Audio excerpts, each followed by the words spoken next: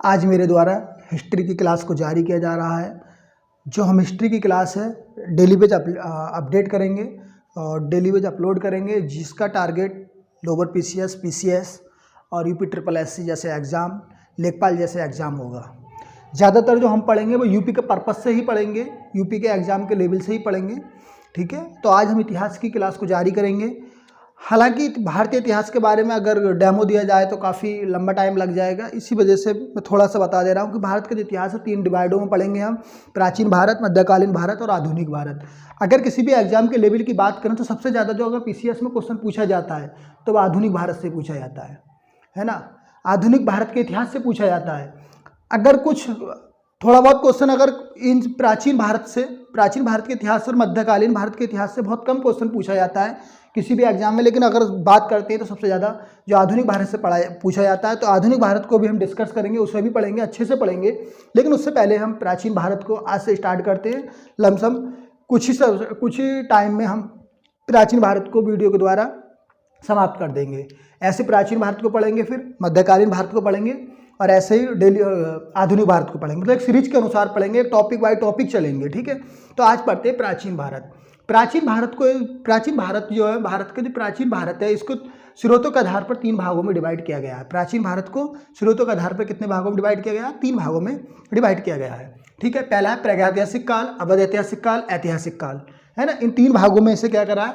Divide किया गया है। तो प्रागैतिहासिक काल वो काल है जिसमें कोई भी लिखित साक्ष्य स्रोत नहीं मिला है, जिसका कोई भी लिखित स्रोत नहीं मिला है। इसे पत्थर का काल भी कहा जाता है। किसे कहा जाता है?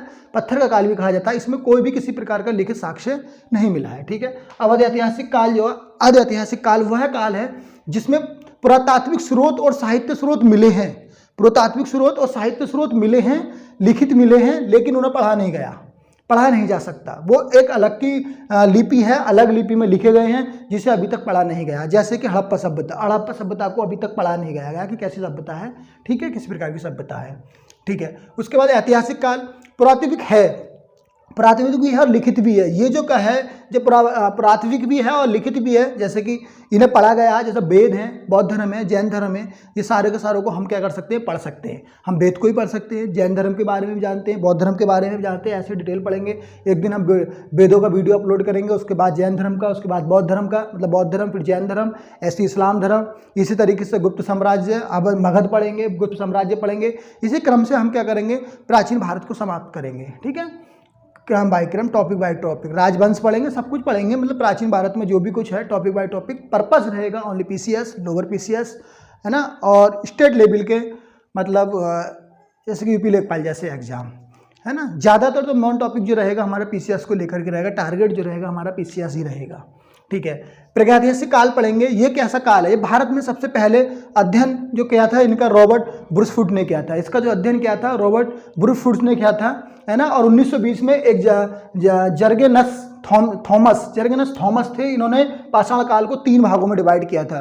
कितने काल में किया था? 3 भागों में किया था। पाषाण काल, है ना, पाषाण युग, कांस्य युग, लोह युग। इन्होंने 3 भागों में इसके बारे में बताया कि 3 भागों में डिवाइड किया प्रागैतिहासिक काल को। कौन से में?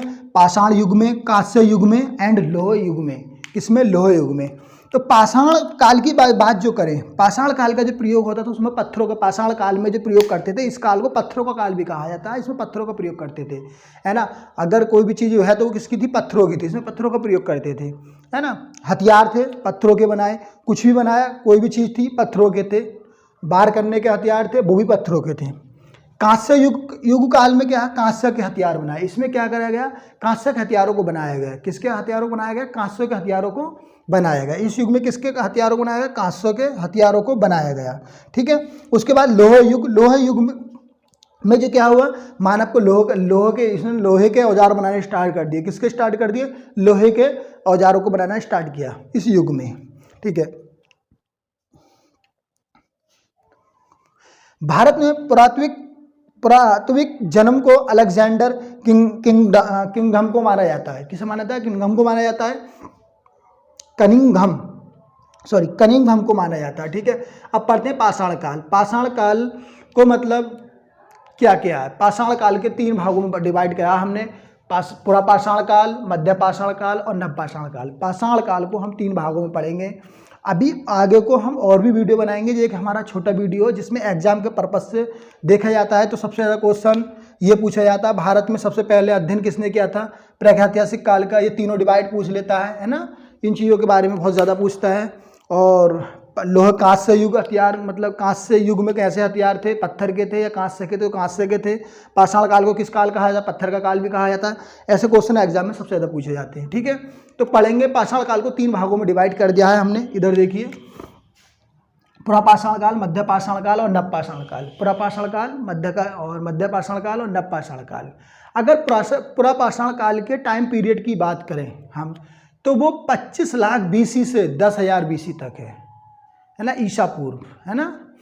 25 लाख BC से वो 10,000 BC तक। और मध्य पाषाण काल 10,000 BC से लेकर 4,000 BC तक है। मध्य पाषाण काल का जो टाइम पीरियड है वो 10,000 BC से लेकर 4,000 BC तक है। और नव पाषाण काल की बात करें 10,000 BC से लेकर 1,000 BC तक है। अब तुम कंफ्यूज हो रहे होगे कि यहाँ से 10,000 तो यहाँ भी आ गया और 10,000 यहाँ भी आ गया, है ना। तो ये मध्य पाषाण काल और नव पाषाण काल को संयुक्त काल, मतलब एक दूसरे के जुड़े हुए कालों का काल भी कहा जाता है ना, संयुक्त। ये 10,000 BC से चलता है 4,000 BC तक, 4,000 से इतने BC तक। अब हमने इसे 3 चरणों में बांटा गया। किसमें बांटा हमने इसे? 3 चरणों में बांटा गया। मैंने शॉर्टली कुछ फैक्ट लिखे हैं, ठीक है। अगर पुरापाषाण काल की बात करें, प्रथम चरण की अगर पुरापाषाण काल की बात करें, ठीक है, तो क्या इसमें सबसे पहले मानव को शिकार करना, कृषि और पशुपालना, है ना, कि कोई भी किसी प्रकार की जानकारी नहीं थी। इसमें जो है मानव को मतलब शिकार करना, पशुपालना और कृषि की कोई भी जानकारी नहीं थी। किसमें? पुरापाषाण काल में। और मध्य पाषाण काल की बात करें तो इसमें इन्होंने पशुपालना शुरू करा। शिकारी के रूप में तो इनकी मतलब हाँ, पुरापाषाण काल में शिकारी के रूप में तो थी, शिकार तो ये करते थे, लेकिन कृषि और पशु पालने की कोई जानकारी नहीं थी। हाँ, ये फैक्ट में ये है कि पुरापाषाण काल में शिकार करने की तो जानकारी थी, शिकार तो ये करते थे, है ना, लेकिन कृषि और पशु पालने की इन्हें कोई भी जानकारी नहीं थी। बात करेंगे पशुपालन। मध्य पाषाण काल में इन्होंने पशु पालना स्टार्ट किया, शुरुआत की, है ना। अगर पुरापाषाण काल की बात करें तो इन्हें शिकार करने की जानकारी थी, शिकार तो ये करते थे, लेकिन कृषि करना और पशु पालने की इन्हें कोई जानकारी नहीं थी। बात करते हैं मध्य पाषाण काल में क्या हुआ, इनमें परिवर्तन आया। इन्होंने क्या काम करा? परिवर्तन आया, पशु पालने की शुरुआत हुई। और सबसे ज़्यादा क्वेश्चन पूछा जाता है एग्जाम में कि मानव ने सबसे पहले कौन से जानवर को पशु पाला, मतलब पालतू पशु बनाया, तो वो क्या था? कुत्ता था, है ना, सुना होगा आपने, कुत्ता बहुत ज़्यादा। अब नवपाषाण काल में क्या हुआ? परिवर्तन आता है, कृषि खोज और पशुपालना। इन्होंने क्या काम करा? कृषि को भी खोज लिया और पशुपालना स्टार्ट कर दिया। किसने? मानव ने। बात क्लियर हुई? ये फैक्ट आपको समझ में आया होगा कि पुरापाषाण काल में क्या सीखा, मध्य पाषाण काल में, नवपाषाण काल में क्या सीखा। ठीक है, अब बात करते हैं हथियार की। हथियार के दूसरा टॉपिक क्या है? हथियार। पुरापाषाण काल में जो मानव था उसने पत्थर के और हड्डियों के हथियार बनाए। पुरापाषाण काल में उसने पत्थर के और हड्डियों के जो क्या बनाए? हथियार बनाए। किसने? मानव ने, पुरापाषाण काल में। ध्यान रखेंगे, बहुत ज़्यादा मोस्ट फैक्ट है। उसके बाद मध्य पाषाण काल में क्या हुआ? सूक्ष्म पत्थर के हथियार, मतलब इन्होंने क्या काम करा? सूक्ष्म पत्थर का मतलब क्या करा? उपयोग, छोटे छोटे हथियार बनाने स्टार्ट कर दिए। पत्थरों के इन्होंने क्या करा? छोटे छोटे हथियार बनाना स्टार्ट कर दिए। किसने? आदि मानव ने। ठीक है, यहाँ पे इन्होंने आग का आविष्कार तो हो चुका था, लेकिन उपयोग करना नहीं आता था। मध्य पाषाण काल में आग का मतलब उपयोग करना नहीं आता था, ये बात ध्यान रखेंगे। हाँ, उपयोग करना भी आता था कुछ कम, है ना। आग का आविष्कार भी हो गया मध्य पाषाण काल में और उसका उपयोग करना सीख गए थे मानव। ठीक है ना। अब नवपाषाण काल में हथियारों से पर्पज से क्या हुआ? इन्होंने हड्डियों के और पत्थरों के हथियार बनाने तो बंद कर दिए। काय के बनाने स्टार्ट कर दिए? सिलेट बनाने, सिलेटों के बनाने स्टार्ट कर दिए हथियार। किसके बनाने स्टार्ट कर दिए? सिलेटों के। अब बात करते हैं कुछ साक्ष्य, किसी को कहाँ कहाँ से क्या क्या साक्ष्य मिले। तो एक छोटा सा टॉपिक है, ज़्यादा लेके नहीं चल रहा है, पर्पज अभी जो स्टार्ट कर रहे हैं। स्टार्ट के बाद जब हमारी क्लास रनवे पे हो जाएगी तो बहुत अच्छे से हम डिस्कस करेंगे, पढ़ेंगे। ठीक है, ऐसा कोई दिक्कत वाली बात नहीं है। समझाया बहुत अच्छे से जाएगा, हिस्ट्री बहुत अच्छे से समझाएगा। पीसीएस के पर्पज़ से मेरा जो ऑनलाइन क्लास होगी, जो भी मैं चाहे आपको पॉलिटी पढ़ाऊँ, हिस्ट्री पढ़ाऊँ या ज्योग्राफी पढ़ाऊँ या यूपी स्पेशल पढ़ाया जाए, मेरे द्वारा जो भी क्लासें आपको पढ़ाई जाएंगी वो आप देख लेना। जो मेरी वीडियो हैं उन्हीं से क्वेश्चन पीसीएस के एग्ज़ाम में आता है और आएगा, ये मेरा मतलब विश्वास है। क्योंकि मैं जितना पढ़ाऊँगा डीपली से डीपली पढ़ाऊँगा, हार्ड से हार्ड पढ़ाऊँगा, गहराई से लेके चलूँगा, ठीक है। दूसरा अतिरम पक्कम, अतिरम पक्कम ये कहाँ पर पड़ता है? तमिलनाडु में पड़ता है। और हथनौरा है ना, हथनौरा एमपी में पड़ता है। यहाँ से मानव की खोपड़ी के साक्ष्य प्राप्त हुए। ये क्वेश्चन सबसे ज़्यादा पूछा जाता है कि मानव के खोपड़ी के साक्ष्य कहाँ से मिले, तो ये मिले थे हमारे पुरापाषाण काल में मिले थे, अतिरम पक्कम से, जो तमिलनाडु में पड़ता है। कहाँ पड़ता है? तमिलनाडु में। अतिरम पक्कम कहाँ पड़ता है? तमिलनाडु में। यहाँ से मानव की खोपड़ी के साक्ष्य मिले थे। और कब मिले थे? पुरापाषाण काल में। कब मिले थे? पुरापाषाण काल में, ठीक है। अब बात करते हैं बागौर। बागौर पड़ता है राजस्थान में। कहाँ पड़ता है? राजस्थान में। और एक आदमगढ़, ये कहाँ पड़ता है? मध्य प्रदेश में। यहाँ से पशु के साक्ष्य मिले। क्या मिले थे? पशु के साक्ष्य मिले थे। किसके मिले थे? पशुओं के साक्ष्य मिले थे, ठीक है।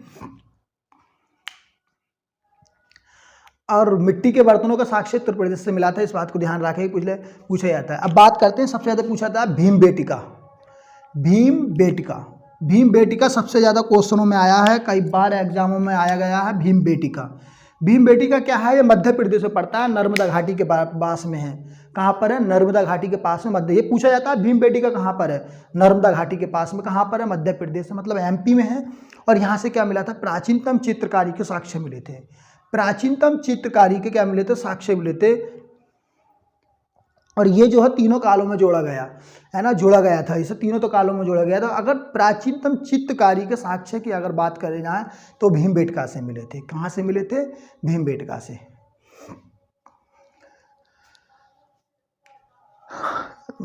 तबीयत खराब है, ठीक है। अब बात करते हैं बुर्ज होम बहुत फेमस है, शायद ये कश्मीर वाले एरिया में पड़ता है बुर्ज होम। हाँ शायद कश्मीर, हाँ कश्मीर के एरिया में बुर्ज होम। लोगों को यहाँ से गड्ढे में रहने का साक्ष्य मिला। किसमें? लोगों को गड्ढे में रहने का साक्ष्य मिला था, गड्ढे में रहते थे।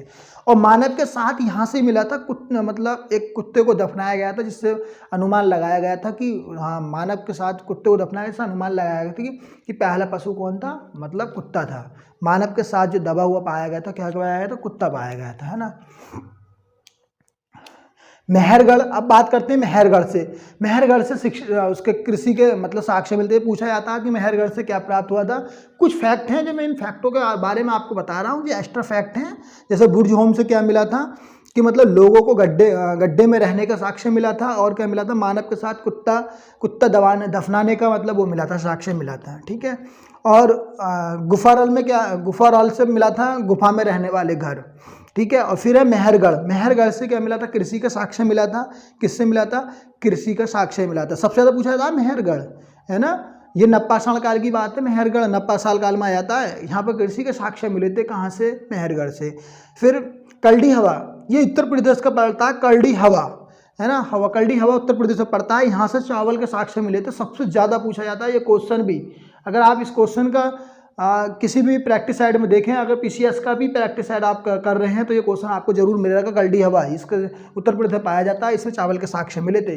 अगर पहिए का आविष्कार की बात करें तो वो भी हमारा नप्पाषाण काल में हुआ था। मानव रनवे पे हो गया था धीरे धीरे, ठीक है। तो मेरे द्वारा जो वीडियो मतलब आज भारत के प्राचीन भारत को लेकर के थी। मैं नेक्स्ट वीडियो आपकी सिंधु सभ्यता और बौद्ध धर्म, जैन धर्म, वेदों को लेकर के बनाऊंगा, ठीक है। मेरे चैनल से आप जुड़े रहिए। चैनल को लाइक, शेयर और सब्सक्राइब करिए। अगर वीडियो पसंद आए तो लाइक ज़रूर करें। यदि वीडियो पसंद नहीं आती तो डिसलाइक करना भी ना भूलें।